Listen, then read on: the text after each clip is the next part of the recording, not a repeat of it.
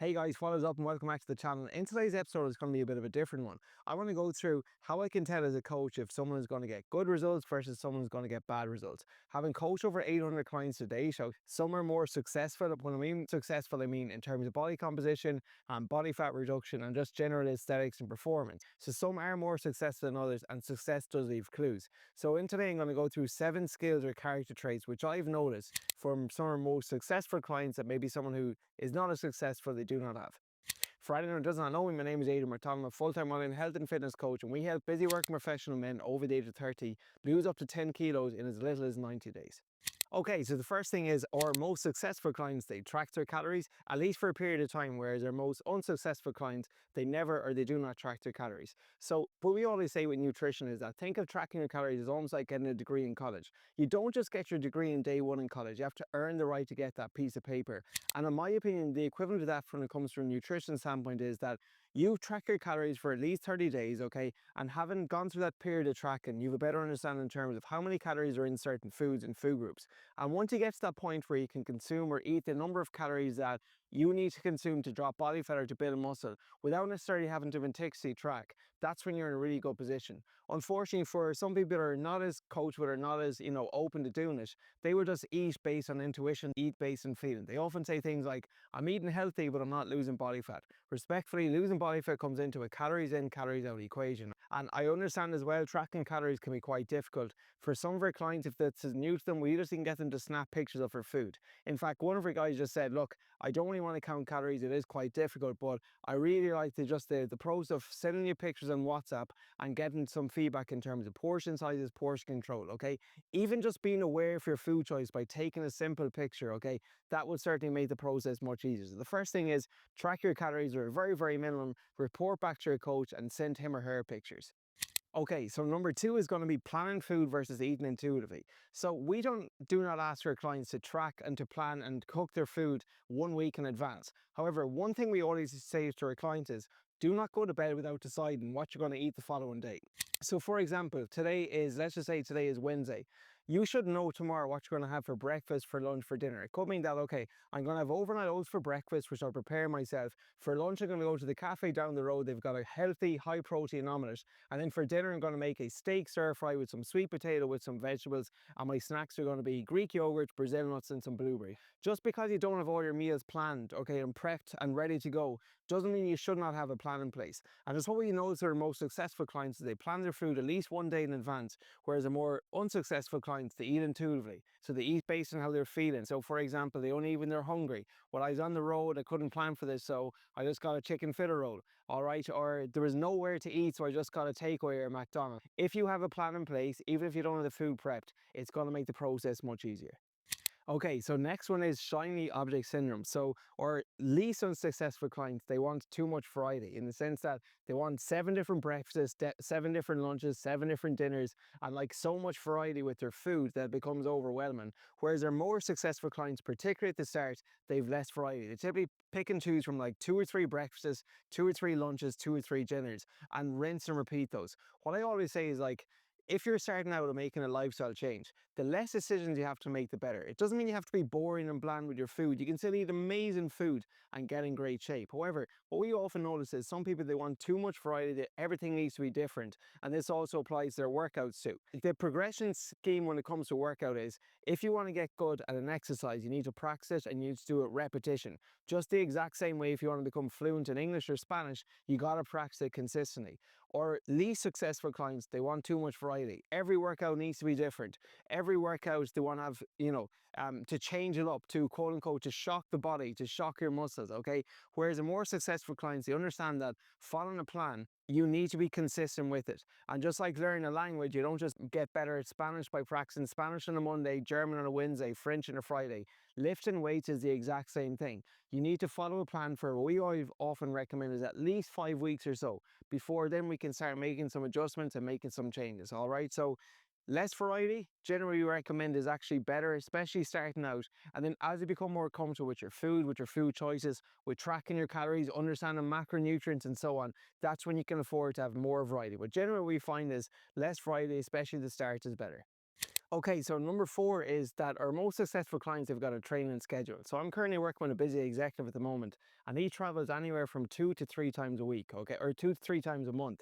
And he could be in a new city, but he would always prioritize, even no matter how busy he is, gets up at 5 a.m., 5:30 a.m. He would always plan out his week. So he knows exactly what days he's going to train, what exercise or what session he's going to do, and he's a plan in advance for this. This would apply whether he's away, whether he's back home, or whether he's just traveling. Whereas our most unsuccessful clients, they train based on their emotion. They don't have a schedule in place. They don't sit down for 5 or 10 minutes on a Sunday, and they just train based on how they feel. So if they feel good, you sleep well, you're in a good mood, and it's an arm session, you might do your workout. But if you have a shit day at work, if you're not feeling good, you're just going to let your emotions get the better of you. You're not going to do it because you're feeling sorry for yourself, and you just pack it all in. Our most successful clients, no matter how they're feeling, if it's on the schedule, they treat it like a doctor's appointment. They get it done. Doesn't mean they need to be perfect, but what our most consistent clients do are they have a schedule, a plan in place, and then based off whatever's on the schedule, they will follow it and they will see it out. Okay, so on the exercise front, the next one is that our most successful clients, they have some form of routine when it comes to walking and getting their steps in. So for example, one of the guys we were coaching, every single morning what he would do is he would walk this set trailway, which would be roughly about 4,000 steps or so. One of our other clients, he knows exactly that if he walks to college, if he walks to work and parks the car a certain distance away, it's roughly going to get him 2,000 steps to and 2,000 steps from. Okay, so they plan their walks, they schedule their walks into their day. Whereas our least successful clients, they've got no routine when it comes to getting steps in.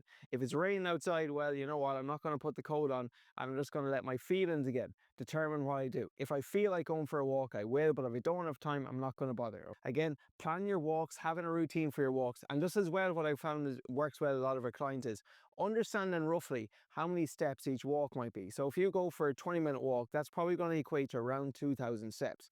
Generally 10 minutes per 1,000 steps, okay? So that would always help, but again, planning your walks, having that routine in place, it can certainly help when it comes to improving your body composition. Okay, now this might rub some people the wrong way, but number six is that our most successful clients, they take ownership of their actions, of their results. Our least successful clients have got a victim mindset. So for example, a victim mindset might be that, look, I wanted to eat healthy, but there was lunch provided at work and I had to eat it. I was at the party and I had to drink. Essentially, they're putting their results in the hands of somebody else. Respectfully, I've never been to a party or a work do where someone force fed you food. Yet, some of our least successful clients, they've that victim mindset and they blame other people. They blame other circumstances, they blame other events, and they do not take full control. Whereas our most successful clients, they take full ownership. Do you know what? I didn't have the most nutrient-dense option today, one guy said, was because I was doing a job for someone, they offered me some tea, they offered me some sandwiches, and in advance, if I'd known it again, I probably would have turned them down, but I didn't want to be rude. But at least he took ownership of it. Whereas our least successful clients, they blame work, they blame circumstances. Oh, well, the food is given to me, I have to eat it. Okay, you were fully in control of the food that you eat, the food you put in your mouth. And then another example will be that our most successful clients, they also take ownership if they don't get a session. You know what? Work was super busy. I'm not making an excuse, but literally I was up at 5 a.m. I didn't get home till 9 p.m. I decided in advance that today I wasn't able to get my workout in. I'm just going to focus on controlling my food. Whereas the least successful clients, they have that victim mindset that they blame their boss, they blame their job, they blame the weather, they blame everyone bar themselves. Okay, so take ownership of your results. Understand that everything you do, it's fully in your control. And a coach, they can only bring you so far. Okay, no coach can literally drag you out of the bed and make you do your workout and make you eat the food. You got to take ownership too and meet your coach halfway. So that's number six.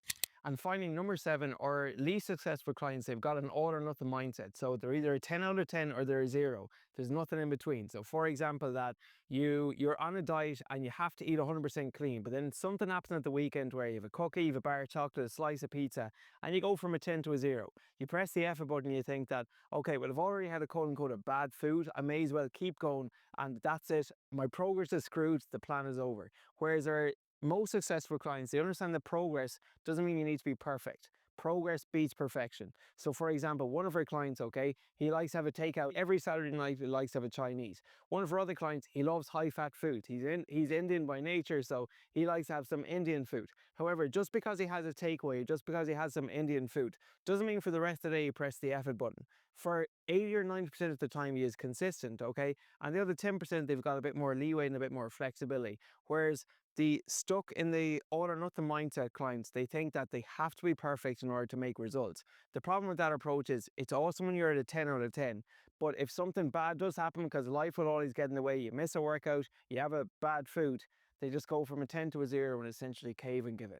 Essentially, if you don't want to be successful, don't track your calories, eat intuitively based on, how you're feeling, only eat when you're hungry. You want a lot of variety and you want to change things up every single day, every single week with your workouts, with your food. You train based on how you're feeling. You've got no routine with going for a walk. You have a victim mindset, you blame everybody else, and you think that you need to be perfect to make progress. Okay, the opposite is also true. So if you want to get in shape, having coached over 800 clients, okay, you understand that tracking your calories, you don't need to do it forever, but it's a good idea to do it at least at the start, even if it's just snapping pictures, that you plan your food at least one day in advance, that you understand that in order to get good at something, you have to practice the consistency. You understand that having less variety generally at the start is better, and that repetition is the mother of skill. You understand that having a training schedule and mapping out your Sunday, whether it's just for 5 minutes, I'm going to train on Monday, Tuesday, Thursday, Friday, go for my walk on a Sunday, okay? Having that plan in place is super, super important for adherence.